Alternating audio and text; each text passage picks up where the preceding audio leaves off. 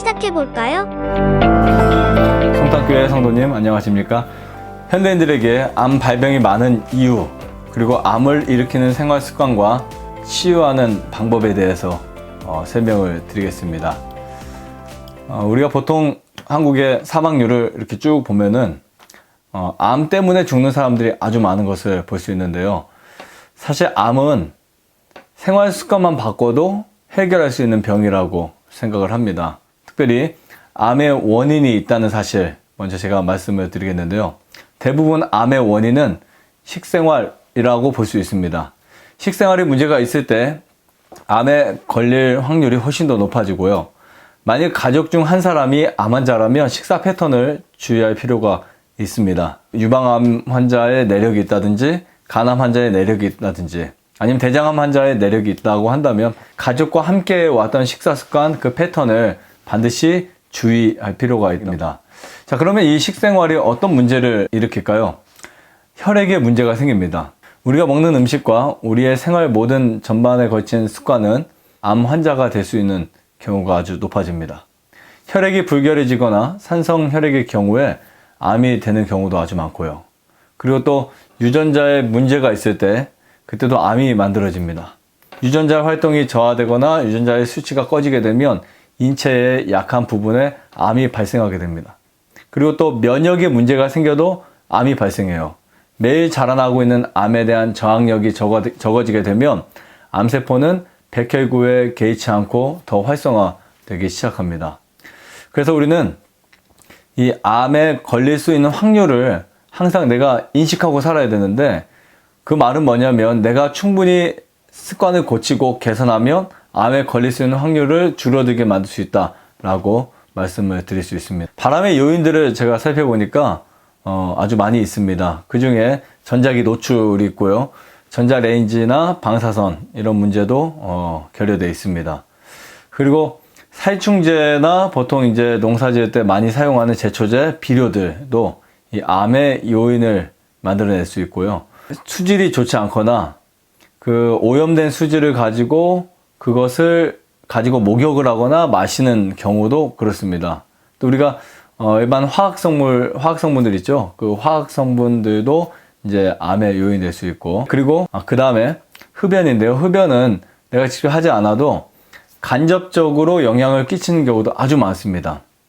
가족 중에 한 사람이 흡연을 한다든지 아니면 내 직장에 누군가 흡연을 자주 한다든지 자주 접촉하게 되면 암의 그 원인이 될 수 있는 확률이 아주 높아집니다. 그 일반적으로 병원에 사용하는 일반 약물들이라든지 호르몬제, 호르몬 억제제나 면역 억제제 이런 것들이 때에 따라서 임시 방편으로 우리가 사용하긴 하지만 그것들도 역시 암의 요인이 될 수 있습니다. 흔히 사 먹는 이 과자류나 일반 그 가공식품들에 들어가 있는 식품 첨가물들, 중금속이라든지 수은이라든지 아말감이라든지 이러한 물질들도 역시 암의 요인을 만드는데요. 우리가 건강에 좋다고 생각하고 먹었는데 그것 때문에 암이 되었다라고 하는 부분들도 적지 않게 있습니다.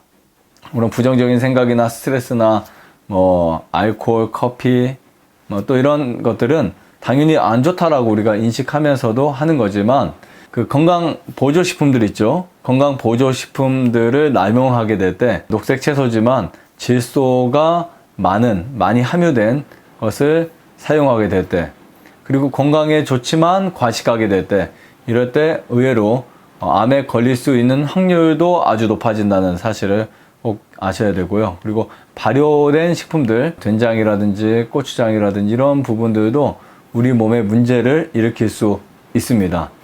이렇다면 발효식품들은 분명 좋은 성분들도 있겠지만 발효식품의 문제가 뭐냐면 발효가 되면서 곰팡이균과 제닉아민이라고 하는 그 성분에 의해서 그 발암 물질을 만들어냅니다. 그래서 발효식품을 우리가 손 꼽는다면 된장, 간장, 식초 이런 부분들도 주의하시는 게 좋습니다. 암에 걸린 분들을 가만히 보면요, 대부분 건강했는데 암이 걸리는 경우가 많이 있습니다. 그래서 제가 상담을 해보면 나는 평생을 건강하게 살고 감기 하나 걸리지 않았고 가족 중에 최고 건강했는데 이렇게 암이 걸릴 줄은 몰랐다 라고 하시는 분들이 있어요. 근데 사실은 건강하다고 생각해 왔지만 그게 진짜 건강한 것이 아니었을 수 있습니다. 왜냐하면 건강한 사람은 몸이 주는 신호를 반드시 알게 되고 그 신호를 가지고 대처할 수 있도록 되거든요. 근데 암이 있기 전에 반드시 우리는 적어도 몇 가지의 신호와 몇 가지의 그 증상들을 발견하게 됩니다. 그 암의 증상, 기본 증상들이 일어날 때 우리는 지금까지 무엇을 했나요? 대부분 거의 뭐 약을 먹거나 또 다른 방법으로 그것을 대처해 버렸겠죠. 그러면 이게 뭐냐면 원인은 해결하지도 않고 그 증상만을 위해서 뭔가 대처했던 것임을 우리가 알게 됩니다. 암의 신호 몇 가지를 제가 말씀드릴게요. 이것을 잘 인식하셨다가 이런 문제가 있으면 미리 해결을 하셔서 어떤 큰 문제가 생기지 않도록 하면 좋겠습니다. 일단 소대변의 변화라든지 식욕의 변화라든지 갑자기 생겨나는 스트레스라든지 과한 피로라든지 뭐 상처가 잘 낫지 않는다든지 소화에 문제가 있다든지 무기력하다든지 두통이 있다든지 아니면 체력 저하가 있다 이러면 어떤 질병의 신호라고 보시면 됩니다. 물론 꼭 암이 아닐 수도 있어요. 하지만 암도 오기 전에, 암이 걸리기 전에 반드시 암이 주는 신호가 있다는 거죠. 우리 몸이 너 그렇게 살면 암 걸릴 수도 있고 그렇게 살면 질병에 걸려 죽을 수도 있어 라고 말하는 이런 신호들을 우리가 지금까지 무시하고 살았어요. 그래서 뭔가 좀 어떤 그 작은 문제들이 있으면 그냥 증상을 무시하거나 그것을 다른 방법으로 해결하고 그리고 또 괜찮아지면 또 예전 삶을 그대로 살고 그래서 우리의 생활 습관 그 자체는 하나도 바뀌지 않고 그대로 어떤 증상만 급급하게 해결하면서 살아왔기 때문에 갑자기 암이 생겼다고 하지만 사실은 그게 갑자기 생긴 것이 아니라 그 시간 속에서 어떻게 보면 암이 생길 수 있는 조건과 그러한 시간 속의 상황 속에서 암이 생긴 겁니다. 갑자기 생겨난 그러한 스트레스나 뭐 낫지 않은 상처가 있을 때 반드시 기억하세요. 이런 것들이 쌓여서 암이 될 수 있구나. 그런데 이런 문제들을 해결해 버리면 암이 생길 확률이 아주 적어집니다. 그래서 우리가 보통 몸살을 많이 앓거나 열이 있거나 또 감기가 걸렸거나 했을 때 그 노폐물들을 빼주면 암이 걸릴 확률이 이제 줄어들고요. 그렇지 않으면 암에 걸릴 확률이 아주 커진다라는 사실을 이해하시면 됩니다. 암의 종류는 다양합니다. 우리가 아는 암은 뭐 간암, 폐암, 위암, 뭐 대장암, 유방암, 난소암 뭐 이런 암들, 뭐 혈액암, 뇌종양, 골수암, 췌장암, 뭐 식도암들이 있는데요. 이 수많은 암이 걸리는 그 원인이 뭐냐면 노폐물이 그 부분에 있어서 노폐물이 해결되지 않고 혈액이 더러지고 유전자가 망가졌을 때 아까도 말씀드렸지만 그런 문제를 그런 증상을 해결하지 않고 그냥 가게 되면 우리 몸이 점점 망가져서 암에 걸리게 됩니다. 특히 저는 이 식생활과 관련된 이 암에 대해서 좀 더 설명에 비중을 두고 싶은데요. 암은 유전적인 요인보다는 식생활에 더 큰 비중을 두어야 한다고 생각을 합니다. 특별히 여러분들이 좋아하시는 육식과 유제품이 암의 원인이 될 수 있고 그런 육식과 유제품을 계속해서 사용하면 암의 공포 속에서 우리가 살아갈 수밖에 없습니다. 실제로 육식에 들어있는 이 콜레스테롤은 유방암세포나 간암이나 대장암이나 여러 종류의 암 세포들이 활성화해서 그것을 가지고 사용할 수 있도록 그 밥으로 사용하는데요. 그러니까 암이 그것을 먹고 자라고 잘 살 수 있도록 우리가 해주는 겁니다. 그래서 암과 육식은 피할 수 없는 관계라고 보시면 되고요. 그 다음에 미네랄 부족과 또 여러 가지 효소와 영양소의 부족이 암을 만들어낸다라고 보시면 됩니다. 그래서 우리가 보통 현대인들이 부족한 게 미네랄과 효소와 이런 비타민 이런 것들인데요. 그 잘못된 음식을 섭취하다 보니까 천연적인 자연에서 얻어지는 그러한 그 좋은 영양소를 우리가 받지 못하고 살아가게 됩니다. 그 다음에 설탕과 뭐 조미료, 술, 뭐 이런 커피 등도 암의 원인이 될 수 있는데 이런 문제 너무나 많죠. 그리고 이제 체온과도 관계가 있고 산소와도 관계가 있습니다. 영양 부족도 굉장히 큰 문제를 일으키는데요. 그럼 어떻게 이 암 환자가 회복될 수 있을까?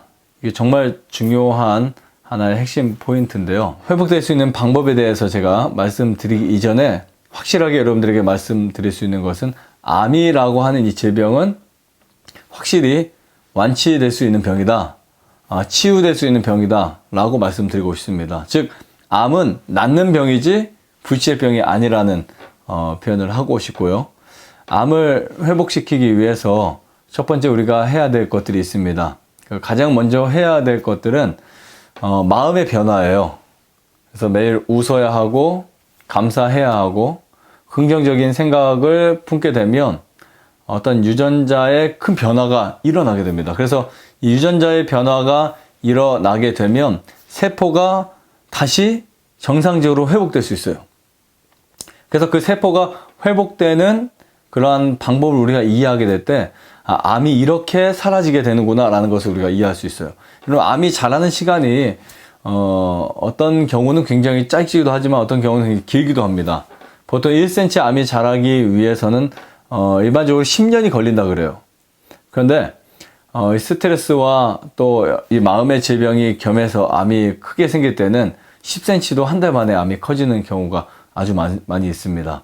그래서 암이 걸렸다는 말은 내 몸속의 세포의 변화와 그 다음에 유전자의 변이에 의해서 암이 생겼다면 반대로 암이 회복되기 위해서는 유전자가 바뀌면 암이 회복될 수 있다라고 말씀드릴 수 있습니다. 특별히 이 T세포의 활성은 암을 공격하게 만듭니다. 물론 항암 치료나 방사선이나 뭐 이런 공격성 치료는 아니지만 이 T세포의 활성 자체가 암에 관여를 하게 돼요. 근데 사실 암을 공격하는 것은 합의하에 암세포가 먼저 죽여달라는, 즉 아포토시스라고 하는 세포 자살의 용어죠. 아포토시스, 즉 자기가 더 이상 못 살겠으니까 죽여달라고 신호를 보내는 건데요. 그때 이제 T세포가 거기에 같이 회복을 시켜주는데요. 보통 이제 이 프로그램을 암의 편집 프로그램, 편집 현상 이렇게 표현을 합니다. 즉 제가 드리고 싶은 말씀은 암도 사실은 생명체고 암도 사실은 자기가 우리 몸에 필요하지 않게 되거나 먹을 수 있는 환경적 요소가 사라지게 되면 고통스럽게 죽고 싶어 할 거예요. 그래서 암을 공격하기보다는 면역세포를 강하게 만들어 놓고 또 암세포가 생활할 수 없는 요건을 만들어 놓으면 당연히 암세포는 죽을 수밖에 없지 않을까 생각을 하게 됩니다. 자, 암 환자가 꼭 먹어야 할 음식들이 있어요. 이 암 환자가 꼭 먹어야 할 음식들은 뭐냐면 채소입니다. 채소를 꼭 먹어야 되는데 여기서 아주 중요한 부분이 있어요. 이 채소를 먹는데 채소는 반드시 유기농이어야 합니다. 암 환자는 유기농 채소를 먹는 것을 원칙으로 해야 됩니다. 왜냐하면 일반 농의 채소들은요, 암 환자에게 적합하지 않습니다. 그 이유가 그 암 환자가 그것을 먹게 되면 거기에서부터 있는 질소라든지 농약이라든지 제초제라든지 해로운 물질들을 같이 섭취하게 되는 거거든요. 아무리 씻어도 그게 다 씻어지지 않습니다. 그래서 암 환자는 반드시 좋은 채소를 충분히 먹어야 되는데 그 채소 속에 뭐가 들어있냐면 자연 항암제가 들어있어요. 그래서 암을 줄게 만들고 또 암세포가 살지 못하도록 암세포가 살아가기 힘든 환경이 만들어집니다. 그렇게 되면 암이 줄어들게 됩니다.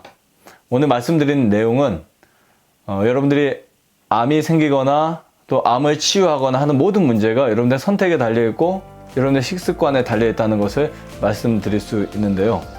아무쪼록 이렇게 자연치유에 조금씩 접하셔서 암이 생기는 원인 그리고 그 요인들, 그리고 나아가서 설령 암이 걸렸다 하더라도 암이 절대 난치병이나 불치병이 아닌 회복이 가능한 그리고 낫는 병이라는 사실을 알게 되시기를 간절히 바라면서 마치도록 하겠습니다. 감사합니다.